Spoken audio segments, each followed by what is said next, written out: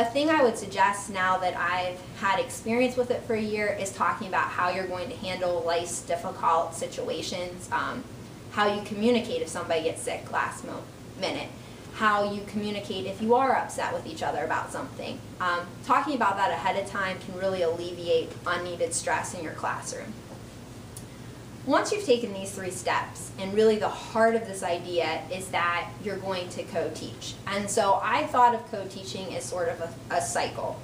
And in the cycle, I thought of it as we meet together to plan, we implement the plan, we implement the co-teaching strategy, we assess our students either formatively or summatively, and then at the end we sort of reflect before we repeat that cycle.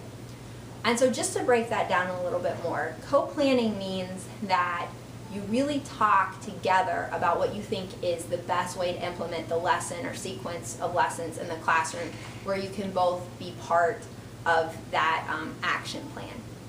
And you want to talk about co-teaching strategies. And on our website, you'll hear some of the different co-teaching strategies, but you need to think about, do we want to divide the room in 2 and parallel teach? Or do we want to do 1 teach, 1 assist? What's going to work best for our students on this day?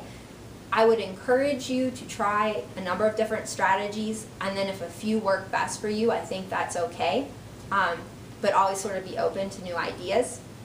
And then comes actually implementing, the strategy and teaching and seeing how it works.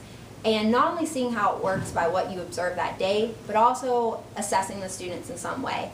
It can be formatively, a little exit slip about what they were supposed to learn for the day, an exit quiz, an exit activity, or you can be looking at a summative, a unit test where you see, did student learning improve from us dividing the groups in this way or offering assistance in this way.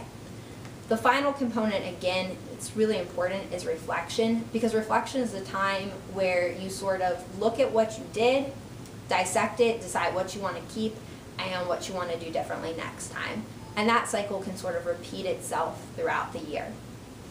The final thing that I would say is part of initiating this relationship is from the start of the internship to the end, encouraging your professional intern, your teacher candidate, to participate in professional development.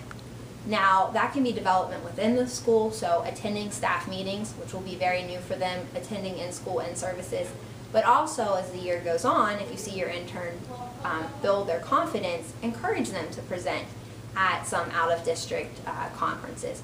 Encourage them to start to find places where they can read about what's going on in Ohio schools.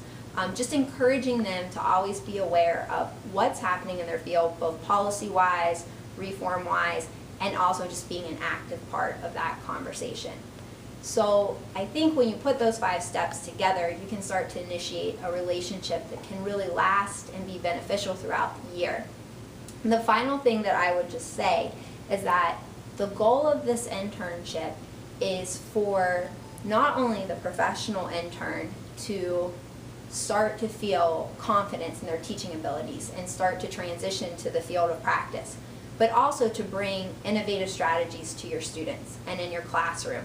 And so together, you want to blend that and always just kind of keep that in mind.